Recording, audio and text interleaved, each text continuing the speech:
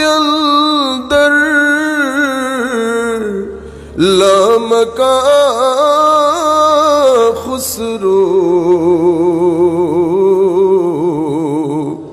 मोहम्मद सल्लल्लाहु अलैहि वसल्लम शम्मे महफिल बूद शब जाए के मनबूदम सलातुनिया रसूल अल्लाह अलैकुम सलामुनिया हबीब अल्लाह अलैकुम बिस्मिल्लाहिर रहमानिर रहीम वमा अरसलना मिर रसूलिन इल्ला बिलिसान कौमिही लियुबय्यिना लहुम फयुदिल्लुल्लाहु मन यशा व यहदी मन यशा व हुवल अज़ीज़ुल हकीम सदक़ल्लाहु मौलानाल अज़ीम व सदक़ा रसूलुहुन नबियुल हबीबुल करीम। उपस्थित আজকের এই আজিমুশ-শান মিলাদ মাহফিলের সম্মানিত সদরে মজলিস, আওলাদে গৌসে মেজবান্ডারিদ্বয় এবং আজকের এই অনুষ্ঠানের অন্যতম প্রধান আকর্ষণ আমাদের সকলের শ্রদ্ধার এশিয়া উপমহাদেশের প্রখ্যাত আলেমে দ্বীন হুজুর আল্লামা মুফতি ইব্রাহিম আল কাদরি সাহেব কেবলা মুদ্দাজিল্লুহুল আলী। আজকের এই অনুষ্ঠানে ইতোপূর্বে যিনি আলোচনা করেছেন চট্টগ্রাম বিশ্ববিদ্যালয়ের ইসলামিক স্টাডিজ বিভাগের সম্মানিত চেয়ারম্যান আমাদের অত্যন্ত শ্রদ্ধার ডক্টর আল্লামা বুরহান সাহেব কেবলা মুদ্দাজিল্লুহুল আলী। স্টেজে উপবিষ্ট সম্মানিত সুদীজন, সম্মানিত উলামায়ে কেরাম, সম্মানিত শ্রোতামণ্ডলী, বিশেষ করে অনলাইনের মাধ্যমে যারা যেখান থেকে আমাদেরকে দেখছেন অথবা আমাদের আলোচনা শুনছেন, আমরা সকলের প্রতি সশ্রদ্ধ সালাম রেখে আমাদের আজকের আলোচনা, সংক্ষিপ্ত আলোচনা শুরু করছি। আসসালামু আলাইকুম ওয়া রাহমাতুল্লাহি তাআলা ওয়া বারাকাতুহু। আমাদের সময় অত্যন্ত সংক্ষিপ্ত। আপনারা আমাদেরকে একটা বিষয় দিয়েছেন, যতদূর জানি সুফিবাদের সামাজিক এবং ভৌগোলিক প্রেক্ষাপট। আমি দুইটা শব্দ শুধু আপনাদের এই বিষয়ের উপর বলবো। আমরা যখন বক্তব্য দিতে আসি তো আমরা শ্রোতা দেখতে হয়, শ্রোতার উপর বেস করে আমরা বক্তব্যগুলো বারবার পরিবর্তন করতে হয়। কিছু বক্তব্য আছে একাডেমিক, এই বক্তব্যগুলো যখন আমরা সেমিনার সিম্পোজিয়ামে করি, একজন আরেকজনের সাথে ইন্টারাকশন করি, কথাবার্তা বলি, তখন ডায়ালগ হয়, একজনের সাথে আরেকজনের এক্সচেঞ্জ অফ ওপিনিয়ন্স হয়, তখন একটা কনক্লুশনে আমরা পৌঁছতে পারি। আমি যদি ওই আন্দাজে এখানে কথা বলি সেটা আপনাদের বিরক্তির কারণ হবে। আরেকটা মূল বিষয় আমি আপনাদের সামনে তুলে ধরতে চাই, যে জায়গাটাতে আমরা মনে হয় আরেকটু নজর দেওয়া দরকার। সুফিবাদকে দুইভাবে স্টাডি করা হয়। সুফিবাদকে পড়ার ধরন দুইটা। একটাকে আমরা বলি ইবনে সিনা বা ইবনে রুশদের মতো করে পড়া, আর একটা হচ্ছে ইমাম গাজালির মতো করে পড়া। আমরা যদি সেটাকে আরো সহজ ভাষায় বলি তো এভাবে বলবো, একটা হচ্ছে মৌলভী রুম, আর একটা হচ্ছে মৌলায়ে রুম, একটা হচ্ছে নিরেট ইকবাল, আর একটা হচ্ছে আল্লামা ইকবাল, একটা হচ্ছে নিরেট গাজালি, আর একটা হচ্ছে হুজ্জতুল ইসলাম ইমাম গাজালি। আমি এই যে ব্যক্তিগুলার নাম নিলাম, এই ব্যক্তিগুলার নাম নিয়েছি এই কারণে ওনারা সুফিবাদ স্টাডি করেছেন। সুফিবাদকে স্টাডি করার দুই নিয়ম আপনারা বোঝার জন্য সহজভাবে যদি বলি, একটা হচ্ছে দর্শন শাস্ত্রের চোখ দিয়ে সুফিবাদকে দেখা, দর্শন শাস্ত্রের চোখ দিয়ে সুফিবাদকে দেখা, আরেকটা হচ্ছে কোরআন ও সুন্নতের আলোকে ইমাম কুশাইরি, ইমাম তুসি, সরি সাকতি, মারুফ করখি, সাহল তুস্তরি, জুনায়েদ বুগদাদি, বায়েজিদ বিস্তামি, জুন্নুন আল মাসরি, হাবিব আল আজমি, এই সমস্ত বুজুর্গ, ওনারা হচ্ছেন প্রথম যুগের বুজুর্গানে। ওনাদের যুগের পরবর্তী ব্যাচ, এই যে ইমাম তুসি বললাম, ইমাম কুশাইরি বললাম, ওনাদেরও পরবর্তী ব্যাচ হুজুর দাতা গঞ্জ বখশ আলী হুজভেরি, ওনাদের দৃষ্টিতে তাসাউফ। অতঃপর পরবর্তীতে হুজুর ইমামে গৌসুল আজম আব্দুল কাদের আল জিলানী রাদিয়াল্লাহু তাআলা আনহু, হুজুরেরও কিছুদিন পূর্বে ইমাম হুজ্জাতুল ইসলাম ইমাম গাজালি। তো আমরা যারা তাসাউফ নিয়ে লেখাপড়া করি, আমরা এটাকে প্রধানত দুই ভাগে ভাগ করি। আমরা বলি একটা হচ্ছে দর্শনের চোখ দিয়ে তাসাউফকে জানা, আরেকটা হচ্ছে রেসালাতুল মুস্তারশিদিন হারেস আল মুহাসিবি এবং ইমাম কুশাইরির রেসালা, যেটাকে রেসালা কুশাইরি বলি, অথবা দাতা গঞ্জ বখশ আলী হুজবেরির কাশফুল মাহজুব থেকে শুরু করে ইমাম গাজালির ইহয়া উলুমিদ্দিন, এটার মাধ্যমে তাসাউফকে জানা। আমাদের এখানে সুফিবাদ বিষয়ক যখন বক্তব্য আসে, দুই ধরনের ব্যক্তি বক্তব্য দেন। এক ধরনের ব্যক্তি যখন বক্তব্য দেন, উনি ইবনে সিনা, ইবনে রুশদ দর্শনের দৃষ্টিকোণ থেকে তাসাউফকে পড়ে ওনারা আপনাদের সম্মুখে ফিলোসফিক্যাল বক্তব্যগুলো প্রদান করেন। ওনারা কখনো আরবিতে অ্যাক্সেস না থাকার কারণে আমাদের যে অরিজিনাল তাসাউফ, আমি আজকেও আস্তে আস্তে ঢাকার মধ্যে এক ব্যক্তি আমাকে একটা বই দিয়েছে, তাও তাসাউফের, ইংরেজির। তা আমি প্রথম 2-3 পৃষ্ঠা পড়ার পর আমার আইডিয়া হয়ে গেছে যে উনি তাসাউফকে বুঝতে চেয়েছেন, যে আন্দাজে তাসাউফকে তুলে ধরেছেন, এটা ইবনে সিনা, ইবনে রুশদ বা দর্শনের দৃষ্টিতে তাসাউফ। দর্শনের দৃষ্টিতে তাসাউফ আমাদের জানার দরকার নাই। আমরা তাসাউফ জানবো যেটা হুজুর গৌসে মাইজভান্ডারী আমাদেরকে দিয়েছেন। আমরা তাসাউফ জানবো যেটা শাহে আমানত আমাদেরকে দিয়েছেন। আমরা তাসাউফ জানবো যেটা শাহ মখদুম রহমতুল্লাহ আলাইহি আমাদেরকে দান করেছেন। এর পর্বে আমরা যদি পূর্বের দিকে যাই, আমরা বলবো যেটা ইমাম গাজালি, হুজ্জতুল ইসলাম ইমাম গাজালি দান করেছেন, অথবা আল্লামা ইকবাল আসরারে খুদি, যেটাকে আমরা আমাদের এশিয়া মহাদেশের মাসনাবি বলি, আসরারে খুদির মধ্যে যেই তাসাউফ আমাদেরকে শিখিয়েছেন, আমরা ওই তাসাউফের কথা বলি। তাইলে তাসাউফ, সুফিবাদ, এটা দুইভাবে স্টাডি হয়। একটা স্টাডি আমরা বলি দর্শনের দৃষ্টিতে, আর একটা স্টাডি আমরা বলি আমল, যেটা আমাদেরকে হযরতে জুনাইদ বুগদাদি বলেছেন মাযহাবুনা, আমাদের যে সুফিবাদ মুতাআল্লিক, এটা সম্পৃক্ত কোরআন এবং সুন্নতের সাথে। কোরআন এবং সুন্নতের সাথে আমাদের যে মাযহাব, আমাদের যে মাসলাক, আমাদের যে মাশরাব, এটা এগুলার সাথে সম্পর্কিত। কোরআন সুন্নাহর বাইরে হযরতে জুনাইদ বুগদাদি বলছেন, তুমি যদি কাউকে দেখো হাওয়ার মধ্যে উড়তে, কাউকে যদি দেখো তুমি পুকুরের মধ্যে হাঁটতে, তো মনে করবা যে তার উপর শয়তান ভর করেছে। এটা কোনো সুফিবাদ না, এটা কোনো কারামাতও না। আপনারা বুঝতে পেরেছেন? এটার একটা কনসেপচুয়াল ক্লারিটির জন্য খুব প্রয়োজন ছিল। দ্বিতীয় যে বিষয় হচ্ছে সাবজেক্ট নির্ণয়ের ক্ষেত্রে আমরা যদি তাসাউফের কিছু মূল বিষয় আমাদের আলোচনার সুযোগ হয়, তাহলে আমাদের সাধারণ জনগণ জানতে পারবে তাসাউফ জিনিসটা কি। আমরা তো সত্যিকার অর্থে তাসাউফের সংজ্ঞাই ভালো করে পড়তে পারি নাই, এবং তাসাউফের উসুল যেগুলা আমাদেরকে সুফিয়ায়ে কেরাম দিয়ে গেছেন, সেই বিষয়গুলো ভালো করে অধ্যয়ন করতে পারি নাই। তবুও যেহেতু বিষয়টা দেওয়া হয়েছে, আমি আপনারা বুঝেন মতো করে যতটুকু মাওলাই করিম আমাকে তৌফিক দান করেন। সামাজিক এবং ভৌগোলিক প্রেক্ষাপট বলেছেন, প্রেক্ষাপট। আপনারা দেখবেন এই প্রেক্ষাপট বিষয়টা বোঝার জন্য আমরা পবিত্র কোরআনে আমরা বলি কি শানে নুজুল, এটা কি ইংরেজিতে আমরা বলি কনটেক্সট। কোনো একটা টেক্সট রেভেলেশনের ক্ষেত্রে, অবতীর্ণের ক্ষেত্রে একটা কনটেক্সট থাকে, ওই কনটেক্সটটাকে আমরা শানে নুজুল বলি, মানে আয়াত অবতীর্ণের প্রেক্ষাপট, আয়াত অবতীর্ণের প্রেক্ষাপট। এভাবে প্রত্যেক আয়াতের এটা একটু করে মনোযোগ দিয়ে শুনবেন, প্রত্যেক আয়াতের অবতীর্ণের যেমন একটা প্রেক্ষাপট থাকে, তো আয়াত দুই ধরনের হয়। কয় ধরনের? দুই ধরনের। একটাকে আমরা বলি আয়াতে মাস্তুর, আরেকটাকে বলি মনজুর। একটা মান্তুক, একটা তদবিনের মধ্যে, তদবিনী যেই আয়াত পবিত্র কোরআনের মধ্যে আছে, এটাকে আমরা বলি মাস্তুর। এটা তদবিনী, এটা আয়াতে লেখা আছে, পবিত্র কোরআনে লিখিত হয়েছে, এটাকে আমরা বলি মাস্তুর। আর একটা আয়াত হচ্ছে মনজুর, যেটা আমার নজরে আসে। পুরা পৃথিবী হচ্ছে আল্লাহর আয়াত, আল্লাহর আয়াতে পরিপূর্ণ।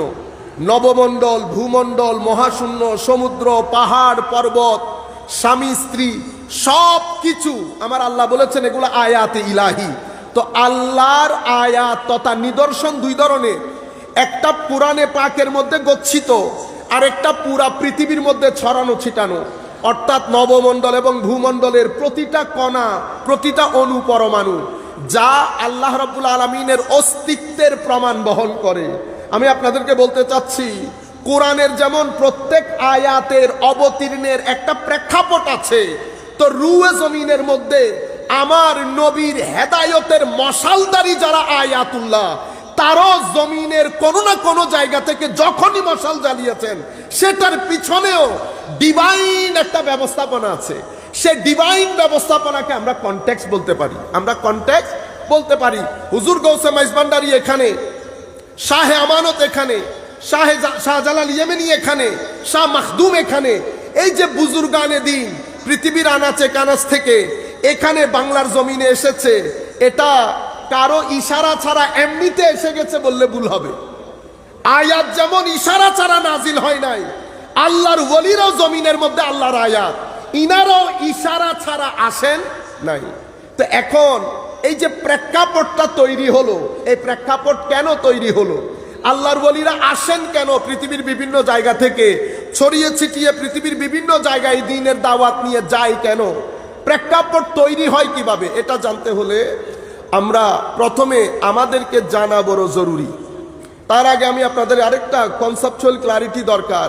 এমনিতে আজকে রাগে ক্ষোভে আমার বুক ফেটে যাচ্ছে। আজকে নামাজ পড়ছি এয়ারপোর্টে, নামাজের মধ্যে এক ব্যক্তি একামত দিতে দাঁড়াইছে, আল্লাহু আকবার আল্লাহু আকবার, আশহাদু আল্লা ইলাহা ইল্লাল্লাহ, আশহাদু আন্না মুহাম্মাদুর রাসূলুল্লাহ, হাইয়া আলাস সালাহ, হাইয়া আলাল ফালাহ। কি করলেন? কেন করলেন? আমি জিজ্ঞেস করলাম, ভাইজান এটা কেন করলেন? আমি বললাম, না, দলিলের কথা বলবেন না বেটা, দলিল ফরগেট অ্যাবাউট দি দলিল। আমরা যারা নামাজ পড়তেছি আমরা মেজরিটি আপনার সাথে নাই। আপনাকে কেউ বললো একামতে যাওয়ার জন্য, যিনি নামাজ পড়তেছেন উনি আরো 2 ডাং উপরে। আল্লাহ পাক জানে। কারণ এই আপনারা হয়তো বলতে পারেন যে হুজুর এটা হাদিসে আছে। আমি হাদিসের কথা বলছি না, এগুলো আমাদের সাথে হাদিসের সমস্যা না। মূল সমস্যা আকাইদি। হাত তোলা হাত নামা সমস্যা না, সমস্যা হচ্ছে আকাইদি। আমরা যখন একজনের ঘরকে ভেঙে 10 জন করেছি, তখন আরেকজন পুরা এয়ারপোর্ট সহ দখল করে ফেলছে, কিন্তু আমাদের কোনো হুঁশবুশ নাই।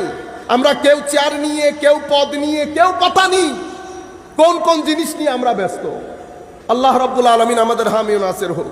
সম্মানিত উপস্থিতি, এই জিনিসটা বলা খুবই জরুরি। আমাদের ধর্ম দিন 2 ভাবে আমাদের কাছে এসেছে। একটাকে আমরা বলি vertical continuation of the original message, আরেকটাকে বলি horizontal continuation of the original message. অর্থাৎ দিন 2 ভাবে উম্মতের কাছে আমাদের কাছে এসে পৌঁছেছে। একটা হচ্ছে কোরআন এবং সুন্নাহ, যেটাকে আমরা বলি টেক্সচুয়াল নলেজ অফ আওয়ার দিন, যেটা আমাদের দিনের টেক্সচুয়াল নলেজ, এটা একটা বিষয়। আরেকটা বিষয় হচ্ছে এই টেক্সচুয়াল নলেজের ইন্টারপ্রিটেশন, ব্যাখ্যা। আপনি ব্যাখ্যা যদি বাদ দিয়ে দেন, শুধু টেক্সচুয়াল নলেজ নিয়ে আমরা চলতে পারবো। বাংলার 16 কোটি মানুষের 14 কোটি মানুষ কোরআন শরীফই পড়তে পারে না। সেই জায়গার মধ্যে আপনি যদি বলেন, আমি সিম্পল একটা উদাহরণ দিলে আপনারা বুঝতে পারবেন। পবিত্র কোরআন যখন কোনো হুকুম বর্ণনা করে, তো পবিত্র কোরআন এভাবে ডিটেইললি বর্ণনা করে না। এটা ফরজ, ফরজের অপোজিটে এটা হারাম, এটা ওয়াজিব, এটা ওয়াজিবের অপোজিটে মাকরুহে তাহরিমি, এটা সুন্নতে মুআক্কাদা, এটা তার অপোজিটে ইসাআ, এটা সুন্নতে গায়রে মুআক্কাদা, তার অপোজিটে এটা মাকরুহে তানজিহি, এটা মুস্তাহাব, তার অপোজিটে খেলাফে আউলা। মুবাহ 2 জায়গায় সমান। এই যে আমি আপনাদেরকে ডিটেইললি সিস্টেম্যাটিক্যালি বর্ণনা দিলাম, এটা কোরআনে এভাবে বর্ণনা দেন নাই, হাদিসও এভাবে বর্ণনা দেন নাই। এই কাজ কারা করলেন এটা আমাদের জানার দরকার। সম্মানিত উপস্থিতি, কোরআন এবং সুন্নাহ হচ্ছে আমাদের টেক্সচুয়াল নলেজ। এই টেক্সচুয়াল নলেজ এইটাকে ইন্টারপ্রেট করে, ব্যাখ্যা করে কারা? এটাকে ব্যাখ্যা করে হুকুম আহকামগুলার এভাবে ডিটেইল জাদওয়াল তথা পুরা চিত্রটা তুলে ধরে আমাদের উলামায়ে কেরাম। তাহলে এখানে ফ্যাক্ট 2টা, কোরআন এবং সুন্নাহ। উলামা উলামা উলামা আবার 3 ধরনের। এটা ইমাম তুসি উনার লুমার মধ্যে বলেছেন। উলামা এক ধরনের হচ্ছে আসহাবুর রেওয়ায়া, আরেক ধরনের হচ্ছে আসহাবুদ দেরায়া, আরেক ধরনের হচ্ছে আসহাবুল মুশাহাদা। রেওয়ায়া এরা কারা? তো যারা কোরআন এবং সুন্নতের পুরা ন্যারেশনকে ইস্পাত কঠিন পাথরের মতো করে চৌহদ্দির মধ্যে দেওয়াল তুলে, যাতে কোনো ধরনের কেউ এই ন্যারেশনের মধ্যে আক্রমণ করতে না পারে, ইনট্যাক্ট রেখে যারা পরবর্তী প্রজন্মের কাছে পৌঁছিয়ে দেয়, তাদেরকে আমরা বলি আসহাবুর রেওয়ায়া। এদেরকে আমরা ইংরেজিতে বলি ম্যান অফ ট্র্যাডিশন। এরপরে এখন উনি তো আমাকে পৌঁছিয়ে দিলেন ইন্নাল্লাহা ইয়া'মুরুকুম বিল আদল ওয়াল ইহসান ওয়া ইতাইযিল কুরবা। তিনটা জিনিস পছন্দ করেছেন, আল্লাহ হুকুম দিয়েছেন। এখন আল্লাহ বলছেন ইন্নাল্লাহা ইয়া'মুরুকুম বিল আদল, নিশ্চয়ই আল্লাহ আদলের হুকুম দিয়েছেন। এখন মানে এই হুকুম অর্থ কি নেব? ফরজ, ওয়াজিব, মুআক্কাদা, গায়র মুআক্কাদা, মুস্তাহাব, আমি কি নেব? এরপরে বলেছে আদল। আদলের সংজ্ঞা কি হবে, সীমানা কি হবে, কোন কোন জিনিসকে আদলের ভিতরে ইনক্লুডেড করব, কোন কোন জিনিস আদলের ভিতরে ইনক্লুডেড হবে না, আদলের স্তরগুলো আমরা কিভাবে বানাবো। এরপরে ইহসান। ইহসান কাকে বলে, ইহসানের সংজ্ঞা কি, ইহসানের সীমানা কি, ইহসানের স্তরগুলো আমি কিভাবে নির্ধারণ করব। এরপরে ইতাইযিল কুরবা। কুরবা আরবি শব্দ, নিকট আত্মীয়। কুরবার নিকট আত্মীয়র স্তর কিভাবে নির্ধারণ করব, কারা ঢুকবে কারা বের হবে। এরপরে আমার আল্লাহ বলছেন ওয়ায়ানহা আনিল ফাহশা। ফাহশাকে আল্লাহ নিষেধ করেছেন। এই নিষেধাজ্ঞাটা কি হারাম হবে, তাহরিমি হবে, তানজিবি হবে, ইসাআত হবে, খেলাফে আওলা হবে। এরপরে ফাহেসা। ফাহেসাত দিয়ে উদ্দেশ্য কি হবে, কি কি জিনিস ফাহেসাতের ভিতরে ঢুকবে, এটার স্তর কিভাবে নির্ধারিত হবে। এখানে শত ধরনের প্রশ্নের উত্তর ডিটেইললি এক জায়গার মধ্যে, না কোরআনের মধ্যে এসেছে না হাদিসে পাকের মধ্যে এসেছে। এই কাজ কারা ঠিক করে আমাদের জন্য?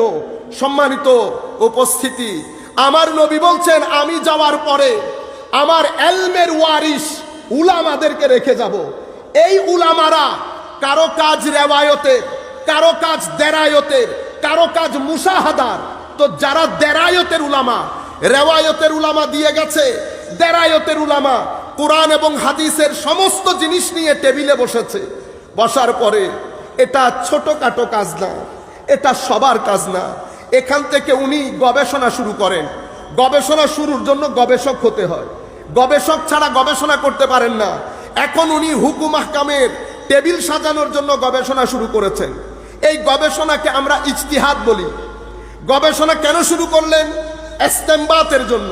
ইস্তেমবাত মানি এই আয়াতের গভীরে ডুব দিয়ে হুকুমগুলা তুলে উম্মতের কাছে, উম্মতের ঘরে ঘরে পৌঁছিয়ে দেওয়া, ইস্তেমবাত। তাইলে ইজতিহাদ করেছে ইস্তেমবাতের জন্য। এই উলামা যদি ইস্তেমবাত না করে আমাদের পক্ষে এতাআত সম্ভব হইতো না, আমাদের পক্ষে আনুগত্য, অনুকরণ, অনুসরণ সম্ভব হইতো না। সেই কারণে আমার আল্লাহ বলছেন ইয়া আইয়ুহাল্লাযীনা আমানু আতিউল্লাহ ওয়া আতিউর রাসূলা ওয়া উলিল আমরে মিনকুম। এখানে আতিউটা আসে নাই, কারণ এই আতিউ আনকন্ডিশনাল না, ইন্ডিপেন্ডেন্ট না। আমার নবীর যেটা, এটা আনকন্ডিশনাল, ইন্ডিপেন্ডেন্ট। কিন্তু উলামাদের যে অনুকরণ, আনুগত্য, সেটা ইন্ডিপেন্ডেন্ট, সেটা কানেক্টেড করে দিয়েছে রাসূল করিম রউফ রহিম সাল্লাল্লাহু আলাইহি ওয়াসাল্লামের সাথে। এই উলামারা যাদেরকে আমরা গুরুত্ব দেই না, এই উলামারা ইজতিহাদ করেন, ইস্তেমবাত করেন, ইস্তেমবাত করে উম্মতের এতাআতকে সহজ করে দেন। আজকে আপনি আমিন কেউ বলছেন, কেউ বলতেছেন না। যদি আমার নবী এভাবে উলামা দিয়ে না যেতেন, আমরা কঠিন পরিস্থিতির সম্মুখীন হতো। শুধু তাই না, ওয়ালিল মুতাল্লাকাতে আলাল মারুফ হাক্কান আলাল মুত্তাকিন। আপনি বিবাহ বিচ্ছেদ যাদের হয় তাদেরকে ভরণ পোষণ দিতে হয়, এটা কোরআনের কথা। তো ভরণ পোষণ কত দিব, কিভাবে দিব, কখন থেকে দিব? এরপরে কোরআন বলছে হাক্কান আলাল মুত্তাকিন। হাক্কান আলাল মুত্তাকিন মানে ভরণ পোষণ কি শুধু মুত্তাকিরা দিবে? কোরআনের ভাষা অনুযায়ী তো হাক্কান আলাল মুত্তাকিন, মুত্তাকিনদের দায়িত্ব। এখন এটা দিয়ে উদ্দেশ্য কি, এটা আমি বলতে পারবো না। এটার জন্য ফুকাহায়ে কেরাম রয়েছে, এটার জন্য কারা? ফুকাহায়ে কেরাম রয়েছে। এই জন্য প্রত্যেক সময়ে আমার আল্লাহ ফকিদের তিনটা গ্রুপ, হয় মুসলেহ, নয় মুজাদ্দিদ, নয় মুজতাহিদ। প্রত্যেক যুগে উম্মতে মুসলেহ তো থাকবেই। সময়ের চাহিদা অনুযায়ী আল্লাহ মুজাদ্দিদও পাঠান, সময়ের চাহিদা অনুযায়ী আল্লাহ মুজতাহিদও পাঠান। আমি আপনাদেরকে যে জিনিসটা বুঝাতে চাচ্ছি যে আমাদের দ্বীনের দুইটা কন্টিনিউয়েশন, একটা টেক্সচুয়াল মেসেজ সামনের দিকে যাচ্ছে। আপনারা ইউথ জিজ্ঞেস করেন যে কোরআন সুন্নাহ তো নাজিল হয়েছে 1400 বছর আগে, তো এখনকার যুগে কোরআন হাদিস, এখনকার যে মাসলা মাসায়েল, আধুনিক যে মাসলা মাসায়েল, সমাজনীতির ক্ষেত্রে, রাষ্ট্রনীতির ক্ষেত্রে, আমাদের ব্যাংকের ক্ষেত্রে, ফাইন্যান্সিয়াল ইনস্টিটিউশনের ক্ষেত্রে, এই অবস্থায় ইসলাম সমস্যার সমাধান কিভাবে দেবে?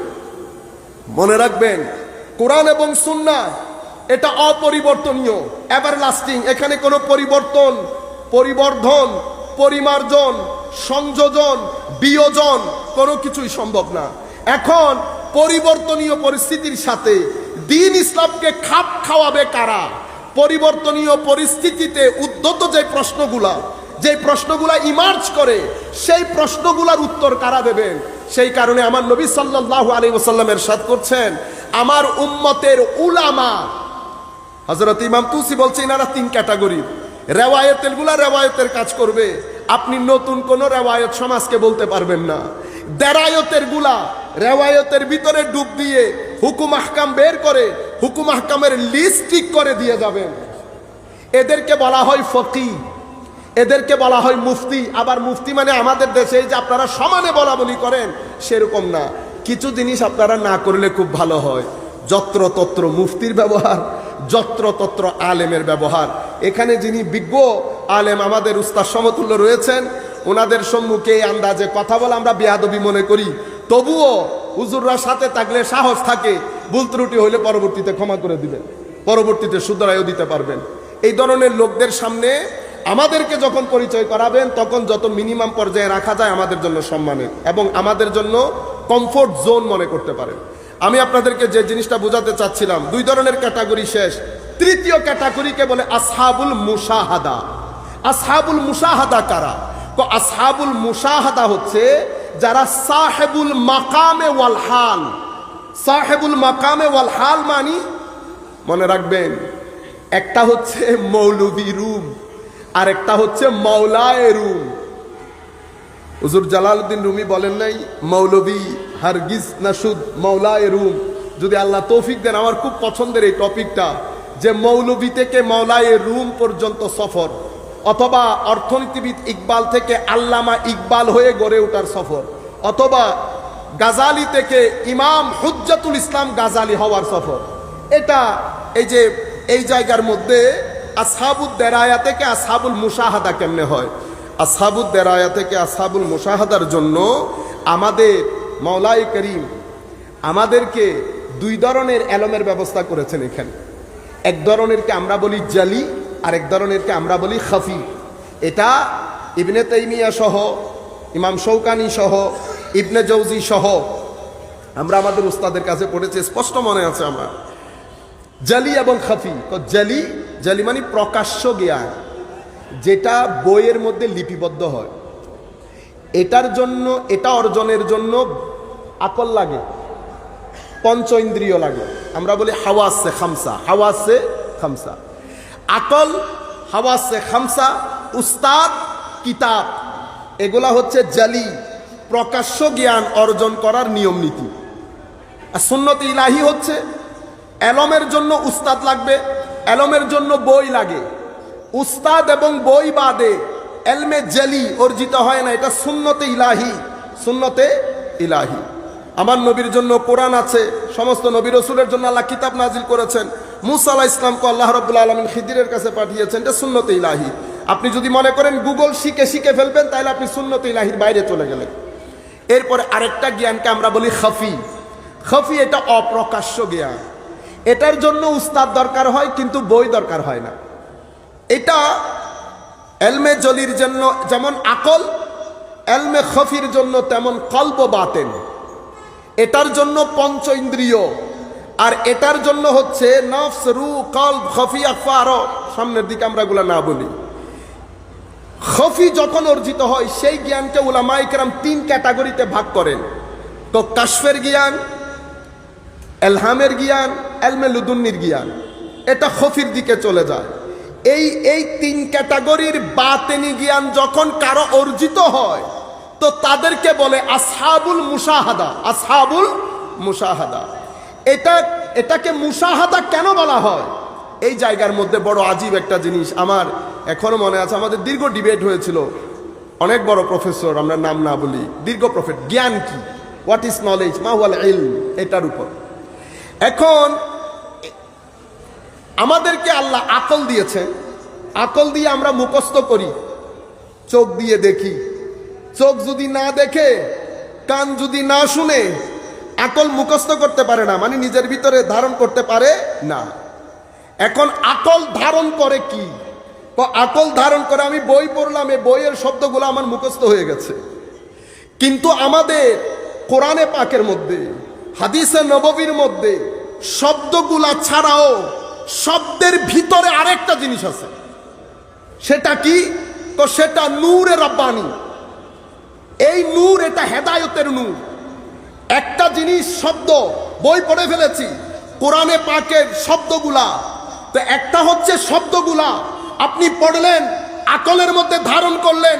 আমার নবী বলছে লা ইউজাবিজু ঈমানুহুম হানাজিরাহুম, ঈমান মুখস্থ করার পরেও কণ্ঠনালী ভেদ করে আপনার কলবের বর্তনে পড়ছে না, কিন্তু আপনি কোরআন মুখস্থ করেছেন। আমার নবী বলছে এমন ভাবে কোরআন পড়বে ঠোঁট ভিজা থাকবে।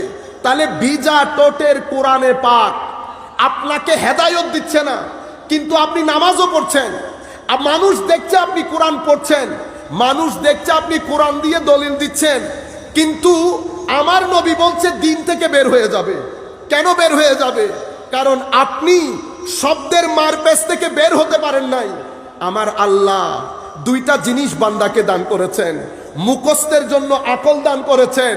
যেই জিনিস, যেই সূরা মুখস্থ করেছেন, সেই কোরআনের ভিতরে নূরের অংশটা আপনি কলবের ভিতরে হেফাজত করতে হয়।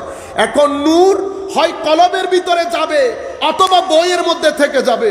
কলবের ভিতরে যাইতে হলে কলবের একটা বিজ্ঞান আছে, কলবকে আপনি তৈরি করতে হয়। এটাকে বলে recipient of the divine knowledge, recipient of the divine wisdom. এখন আপনি ভিতরের জিনিসটাকে পরিষ্কার কি করে করবেন? আমি কিভাবে নিজেকে রিসিপিয়েন্ট বানাবো? এই উত্তর যারা দেয় তাদেরকে আমরা বলি যে স্কুলে এটা পড়ানো হয়, সেটি স্কুলকে আমরা তরিকতের স্কুল বলি। আমাদের তরিকতের স্কুল অনেক, কোনোটা কাদেরিয়া স্কুল, কোনোটা চিশতিয়া স্কুল, কোনোটা নকশবন্দিয়া স্কুল। এক এক স্কুলের এক এক ধরন, কিন্তু সমস্ত স্কুল শিখায় এক জিনিস, আপনি কলবের বর্তন পরিষ্কার করে হেদায়েতের নূর ধারণ কিভাবে করবেন, এই রাস্তায় উন্নতি কিভাবে দেবেন। এটা এলম দিয়ে হয় না। জালালউদ্দিন রুমির ভাষায় যেটা আমরা বুঝতে পারছি, আল্লামা ইকবালের ভাষায় যেটা আমরা বুঝতে পারছি, হুজ্জাতুল ইসলাম ইমাম গাজালির ভাষায় যেটা আমরা বুঝতে পারছি, এটা শুধু কিতাবের জ্ঞান দিয়ে হয় না। এটা কি দিয়ে হয়? ইমাম জালালউদ্দিন রুমি বলছে মৌলভী কখনো মাওলায়ে রুম হতে পারতো না যদি শামস তাবরেজের সিনার সাথে 6 মাস অতিক্রম করতে না পারতো, তো মৌলভী কখনো মাওলায়ে রুম হতো না। ইকবাল অর্থনীতিবিদ হিসেবে, দার্শনিক হিসেবে ইংল্যান্ডের রাস্তায় রাস্তায় ঘুরতো। ইকবাল আল্লামা উপাধিতে ভূষিত হতো না যদি ইকবাল তার জীবনে জালালউদ্দিন রুমির মসনবীর সমুদ্রে ডুব না দিত। গাজালি থেকে যেত। গাজালি পাগল হয়ে গেছে, গাজালি ইউনিভার্সিটি ছেড়ে দিয়েছে। লোকাল ডাক্তাররা বলেছেন গাজালির কোনো চিকিৎসা নাই, গাজালি পাগলের মতো হয়ে গেছে। কারণ গাজালি মৌলভী ওই সীমাবদ্ধতার মধ্যে থাকতে চায় না। গাজালি মাওলায়ে রুম হতে চায়, গাজালি হুজ্জাতুল ইসলাম হতে চায়, গাজালি আল্লাহর ইশকের সমুদ্রের মধ্যে ডুব দিতে চায়। এই গাজালি সব কিছু ছেড়ে ছুড়ে দামেস্কের জমিনে চলে যায়। দামেস্কের জামে মসজিদের মধ্যে খতিব সাহেব দার্স দিচ্ছেন, সেই দার্সের মধ্যে 2-3 পাতা পর পর বলে ওয়াকাল আল গাজালি হাকাযা, ওয়াকাল আল গাজালি হাকাযা। গাজালি এই বিষয়ে অভিমত ব্যক্ত করেন। সাধারণ মানুষ তো আর জানে না গাজালি জায়গার মধ্যে বসা। গাজালি বলেছে যে এই জায়গার মধ্যে আমার পক্ষে সম্ভব না, সবকিছু ছেড়ে ছুড়ে হেরেমে পাকের মধ্যে ইমাম জুয়াইনির সাথে সাক্ষাৎ শেষ পর্যন্ত। সেই কারণে আমরা বলি গাজালির 2 জীবন, মা ক্বাবলা ইহয়া উলুমিদ্দিন, মা বাদা ইহয়া উলুমিদ্দিন। একটা হচ্ছে ইহয়া উলুমিদ্দিনের আগের গাজালি, আর একটা হচ্ছে ইহয়া উলুমিদ্দিনের পরের গাজালি। মানুষ ইহয়া উলুমিদ্দিনের আগের গাজালিকে স্মরণে রাখে নাই, মানুষ স্মরণে রেখেছে ইহয়া উলুমিদ্দিনের পরের গাজালিকে। মানুষ ইকবালকে স্মরণে রাখে নাই, মানুষ আল্লামা ইকবালকে স্মরণে রেখেছে। মানুষ মাওলায়ে রুমকে স্মরণে রেখেছে, মৌলভীকে স্মরণে রাখে নাই। এটা এশকের এক আজীব তামাশা। আমার মনে হচ্ছে আমার মাওলা বুদই ইমান এই জায়গার মধ্যে রেখেছেন। কারণ যদি শুধু আকল দিয়ে হতো তাহলে আমার নবীর তুতু মুবারক নিয়ে লোশনের মতো করে রাবিং করা, মুখে বুকে লাগানো সাহাবায়ে কেরামের পক্ষে সম্ভব হতো না। কারণ আকল বলছে এটা থুতু, এশক বলছে এটা থুতু মুবারক। আকল বলছে নিও না, এশক বলছে নিয়ে মুখেও লাগাও বুকে লাগাও। আকল বলে চুল, এশক বলে চুল মুবারক। আকল বলে নিও না, এশক বলে নিও, ধারণ করো, সাথে রাখো। আকল বলে এটা নোক, এশক বলে নোক মুবারক। আকল বলে এটা ব্যবহৃত অজুর পানি, এটা জায়েজ নাই। এশক বলে এটা মাহবুবের অজুর পানি, এটাও সাথে রাখো, মুখে লাগাও, বুকে লাগাও। সাহাবায়ে কেরাম আকলের রাস্তা দিয়ে হাঁটে নাই। আমার নবীর ক্ষেত্রে সাহাবায়ে কেরাম এশকের রাস্তা দিয়ে হেঁটেছে, আদবের রাস্তা দিয়ে হেঁটেছে। মনে রাখবেন, শুধু যদি সিম্পল ডিলিংস হতো তো হযরতে মুআজকে যখন আমার নবী বলছে ইয়া মুআজ, মুআজ জবাব দিতে পারতো নাম ইয়া সাইয়্যিদি। আমরা আরব দেশে গেলে এই জবাবই দেই, এটাও সম্মান সূচক। বন্ধুদেরকে নাম বলি, সম্মানিত হলে নাম ইয়া সাইয়্যিদি বলি। কিন্তু মুআজ বলছে লব্বাইকা ওয়া সাদাইকা ইয়া রাসূলুল্লাহ, এটা আদব। আমার নবী জিজ্ঞেস করেন আজকে কোন দিন? লক্ষাধিক সাহাবায়ে কেরাম জানেন আজকে কোন দিন, কিন্তু সবাই এক বাক্যে বলছে আল্লাহু ওয়া রাসূলুহু আলামু, আল্লাহ এবং আল্লাহ রাসূল খুব ভালো জানেন। বি আবি ফারুক আজমের মতো জলিলুল কদর সাহাবী বলেন বি আবি আনতা ওয়া উম্মি ইয়া রাসূলুল্লাহ, হুজুর আপনার কদমে আমাদের মা বাবা কুরবান। সম্মানিত উপস্থিতি, এই যে এশক, এই এশকের ধারা সাহাবায়ে কেরামের মাধ্যমে, আউলিয়া ইকরামের মাধ্যমে আমাদের পর্যন্ত পৌঁছেছে। কেন? কারণ আমরা মানুষ হিসেবে আমাদেরকে আল্লাহ যে সেটিংস দিয়েছেন, সেটিংস আমাদের এখানে আকল রেখেছেন, এখানে কলব বাতেন, পেটও রেখেছেন। মানুষকে শুধু খাওয়ালে হয় না, মানুষ সৃষ্টিগতভাবে কিছু জিনিস দাবি করে। আপনি খাওয়াইলেন, মানুষকে সম্মান দিলেন না, মানুষ রিয়াক্ট করবে। আপনি মানুষকে টাকা পয়সা সব কিছু দিয়েছেন, মানুষকে অসম্মান করেছেন, মানুষ রিয়াক্ট করবে। সব কিছু দিলেন, মৌলিক অধিকার থেকে বঞ্চিত করেছেন, মানুষ রিয়াক্ট করবে। এটা মানুষের নিয়ম, এটা পেটেরও নিয়ম, এটা বুকেরও নিয়ম। পেটের মধ্যে যদি আপনি, এখন আমি যদি ভাপা পিঠা দেই, যাদের সুগার আছে ভাপা পিঠা দেই মিঠা টিটা দিয়ে, 3টা খান আপনি, দেখবেন আপনার শরীর রিয়াক্ট করবে, মানে আপনার সুগার বেড়ে যাবে। যাদের গ্যাস্ট্রিক আছে, অ্যাসিডিটির সমস্যা আছে, আপনি চনাচুর খান অটোমেটিক্যালি। কারণ যা আমার পেট চাচ্ছে না, সেটা যখন আপনি পেটকে জোরপূর্বক দেবেন, পেট রিয়াক্ট করবে। আমাদের শরীরের প্রত্যেকটা অঙ্গ প্রটেস্ট করে। মানুষকে আল্লাহ বানিয়েছেন একমাত্র, দুনিয়ার মধ্যে একমাত্র প্রাণী যারা প্রটেস্ট করে, যারা নিজেদের অধিকার সচেতন, যারা সমতা চায়, যারা ডিসক্রিমিনেশন মেনে নিতে পারে না, যারা ইকুয়ালিটি চায়, যারা জাস্টিস চায়, যারা মহব্বত চায়। আমার এই শব্দগুলা খেয়াল করবেন, ইকুয়ালিটি চায়, জাস্টিস চায়, মহব্বত চায়। মানুষ ডিসক্রিমিনেশন পছন্দ করে না, মানুষ নিজের অধিকার সচেতন। মানুষকে আপনি যদি এই বিষয়গুলো থেকে বঞ্চিত করবেন, মানুষ রিয়াক্ট করে। যেভাবে মানুষের পেট রিয়াক্ট করে, পেটের মধ্যে সবকিছু দিয়েছেন ব্যালেন্সড ওয়েতে, কিন্তু আপনি সিনার ভিতরে যা দেওয়া দরকার তা দেন নাই, সিনা প্রটেস্ট করবে। সিনার কি দরকার? সিনা কোরআনের আয়াত, দরুদে পাক, আউলিয়ায়ে কেরামের নিসবত, বুজুর্গানে দ্বীনের সুহবত যদি আপনি সিনাকে না দেন খাদ্য রূপে, সিনা রিয়াক্ট করবে। যেই হন আপনি, সিনার রিয়াক্ট যখন করে, সোসাইটির মধ্যে কিছু ক্রাইম অটোমেটিক্যালি বেড়ে যাবে। সিনা যখন রিয়াক্ট করে, সিনার রিয়াক্টের মধ্যে 2টা জিনিস থাকে, একটা হচ্ছে ডিপ্রেশন আর একটা হচ্ছে ডিজায়ার। সিনা যখন রিয়াক্ট করে, সোসাইটির মধ্যে ডিপ্রেশন বেড়ে যাবে। এই ডিপ্রেশনের জন্য আমেরিকান সরকারকে কোটি কোটি ডলার বছরে খরচ করতে হয় ডিপ্রেশন থেকে বাঁচানোর জন্য। সিনা ডিপ্রেসড হলো কেন? এটা সিনার প্রটেস্ট। আপনি যদি ডিজায়ারকে, খাখের সাথে নফসানিকে যদি কন্ট্রোল করতে না পারেন, আপনার সোসাইটির মধ্যে অটোমেটিক্যালি রেপ, ড্রাগ ডিলিং, বিবাহ বিচ্ছেদ অটোমেটিক্যালি বেড়ে যাবে। কি করতে পারেন নাই? আপনি আপনার এই পাগলা ঘোড়াটাকে কন্ট্রোল করতে পারেন নাই। এবার আপনার দেশে যদি একটা অক্সফোর্ড না, আপনার দেশে যদি 20টা অক্সফোর্ড, 30টা ক্যামব্রিজ, 50টা MIT, 100টা হার্ভার্ড থাকে। হার্ভার্ড ইউনিভার্সিটি কি আমাদের দেশে? না। MIT ওদের, অক্সফোর্ড ওদের, ক্যামব্রিজ ওদের, সব বিশ্ববিদ্যালয় ওদের, কিন্তু ডিভোর্স রেট আকাশে। রেপ আকাশে, আত্মহত্যা আকাশে, ড্রাগ ডিলিং আকাশে। এখন আমার প্রশ্ন করতে ইচ্ছে করে না যে এত বড় ইউনিভার্সিটি, এত এত টাকা দেয়, কিন্তু আমার দেশের মধ্যে এই জায়গাগুলোতে কোনো উন্নতি আসতেছে না। কারণ এমআইটি, ঢাকা বিশ্ববিদ্যালয়, চিটাং বিশ্ববিদ্যালয়, আমি যখন এমআইটি বা হার্ভার্ডের নাম নিয়েছি, বাকি বিশ্ববিদ্যালয়ে তার নাম নিতে হচ্ছে না।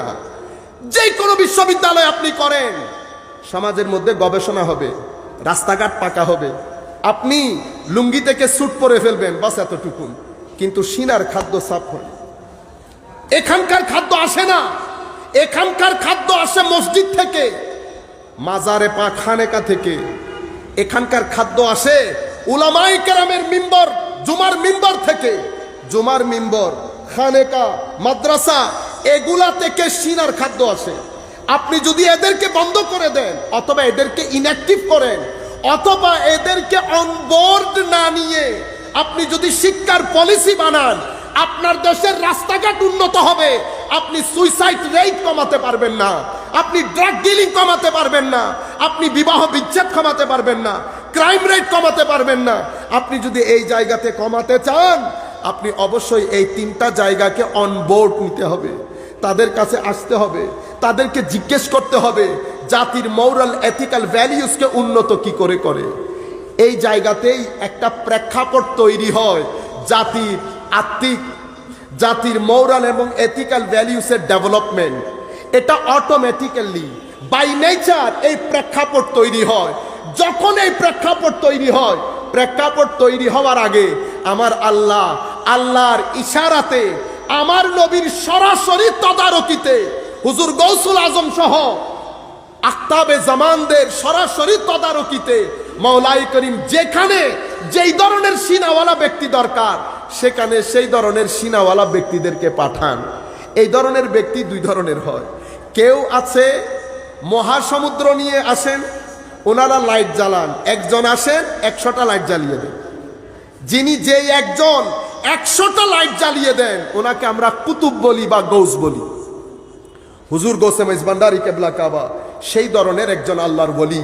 এবং আমি আমার আখেরি কথা বলে আমরা শেষ করব, সম্মানিত উপস্থিতি। এই ধরনের ব্যক্তি তাসাউফ কি, আখেরি আমার কথা, আমি বক্তব্য শুরু করি না, অবশ্য আমাদের সময় সংক্ষিপ্ততার কারণে শেষ করতে হচ্ছে। সূরা ফাতিহা হচ্ছে তাসাউফ। কিভাবে? আমি আমার শেখের কথাগুলো আমার কানে বাজতেছে, ওই কথাটা আপনাদের সাথে শেয়ার করছি। যেই ব্যক্তি রব্বুল আলামিন এর ফুয়ুজাত দিয়ে নিজের সিনাকে জাতি গোষ্ঠী, বিভিন্ন ধর্ম, বিভিন্ন সৃষ্টির জন্য নির্বিশেষে বিশাল করে ফেলে, সবাই সেখানে জায়গা পায়, সবাই আশ্রয় নিতে চায়। যখন কোনো ব্যক্তির সিনা রব্বুল আলামিন ওই নূরের ফুয়ুজাতে, যার সিনা যখন অসম্ভব বিস্তৃত হয়ে যায়, আটলান্টিকের মতো হয়ে যায়, সমস্ত নদী নালা খাল বিল গিয়ে পড়ে আটলান্টিকের উপর। কোনো খবর আছে? কোনো খবর নাই। আটলান্টিকের থাবাতে ওই ময়লা পানি যেগুলা যায় সেগুলো পরিষ্কার হয়ে যায় যখন কোনো ব্যক্তি নিজেকে এত দূর পর্যন্ত পৌঁছায়। এরপরে আর রহমান আর রহিম, আমার আল্লাহ যেমন দুনিয়ার মধ্যে মানুষের প্রয়োজন অনুসারে দয়া করেন, যোগ্যতা দেখেন না। কোনো ব্যক্তি যখন, আল্লাহর কোনো মর্দে হক যখন নিজের এই সিনাকে মানুষের জন্য দয়ার চাদর করে ফেলেন, যেটা কোরআনে পাকের মধ্যে আমার আল্লাহ বলেছেন ওয়াল আফিনা আনিন নাস, মানুষ ক্ষমা চাইলেও ক্ষমা করে, ক্ষমা না চাইলেও ক্ষমা করে, মানুষকে ক্ষমাই করে দেয়, কোনো কিছু মাইন্ড করে না।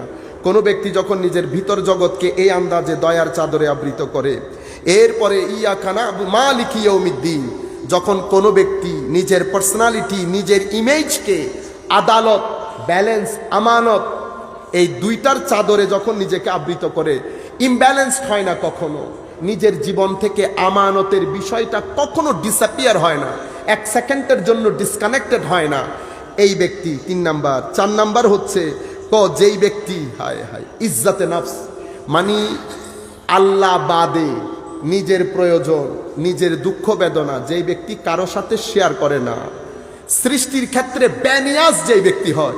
আমার নবী সাল্লাল্লাহু আলাইহি ওয়াসাল্লামকে এক সাহাবী জিজ্ঞেস করছেন, ইয়া রাসূলুল্লাহ দুল্লানি আলা আমালিন, এমন একটা আমল শিখিয়ে দেন ইয়া রাসূলুল্লাহ যেটা করলে মানুষও ভালোবাসবে, আল্লাহও ভালোবাসবে। আমার নবী সিম্পল একটা কথা বলেছেন, ইজহাদ ফিদ দুনিয়া ইউহিব্বুকাল্লাহ।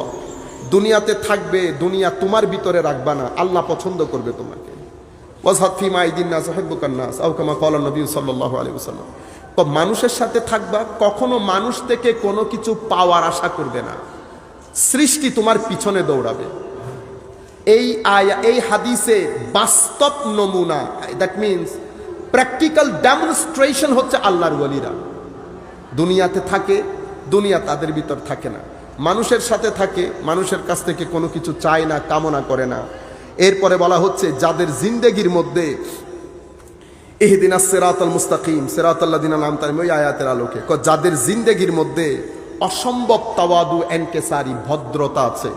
সমস্ত সুফিয়া ইকরাম বলেছেন তাসাউফ বলেই ভদ্রতাকে, নম্রতাকে। আমার নবী সাল্লাল্লাহু আলাইহি ওয়াসাল্লাম হাদিসে পাকের মধ্যে বলা হচ্ছে আমার নবী এক অসম্ভব ভদ্র, ভেরি মাচ জানতুন, অসম্ভব ইজি গোয়িং ছিলেন আমার নবী, সাহালুল খুলুক আমার নবী সাল্লাল্লাহু আলাইহি ওয়াসাল্লাম। এরপরে ব্যক্তিত্বের মধ্যে ইতিদাল এবং তাওয়াজুন। ইতিদাল মানে সবকিছুর ক্ষেত্রে উগ্র না, একেবারে ছেড়েও দেয় না, সবকিছুর ক্ষেত্রে মধ্যম পন্থা অবলম্বনকারী। ফাইনালি যেই ব্যক্তি এই জিনিসগুলা যার ভিতরে ধারণ করে এবং ওই তাকুয়ার কারণে, অতিমাত্রায় তাকুয়ার কারণে মাওলাই করিম তাদের হাতে একটা প্যারামিটার দিয়ে দেন, ফিতা। তারা ফিতা দিয়ে মেপে মেপে দেখতে পারে কোনটা হক আর কোনটা বাতিল। যখন আমরা দৌড়াদৌড়ি করি হক আর বাতিল বুঝার জন্য, আমার আল্লাহ তাদেরকে আস্তে করে একটা এক্সিট দিয়ে বের করে দেন। ইয়াজআল্লাকুম মাখরাজা, আমার আল্লাহ তাদেরকে একটা এক্সিট দিয়ে দেন। সেই এক্সিট দিয়ে তারা নিরাপত্তার সাথে তারাও বের হয়, তাদের সাথে যারা মুরিদিন মুতাল্লিকিন তাকে তারাও বের হতে পারে। বাকি দুনিয়া ফিতনা ফাসাদের মধ্যে লিপ্ত থাকে। এটা আল্লাহ তাদেরকে এই প্যারামিটার দান করেন তাদের অতিমাত্রায় তাকুয়ার জন্য। এই 7টা জিনিস তো যার ভিতরে ধারণ করে সেই ব্যক্তি সুফি। এই ধরনের একজন সুফি প্রয়োজন প্রত্যেকটা রাষ্ট্রের, প্রত্যেকটা শহরের, প্রত্যেকটা গ্রামের, প্রত্যেকটা মানুষের। কেন?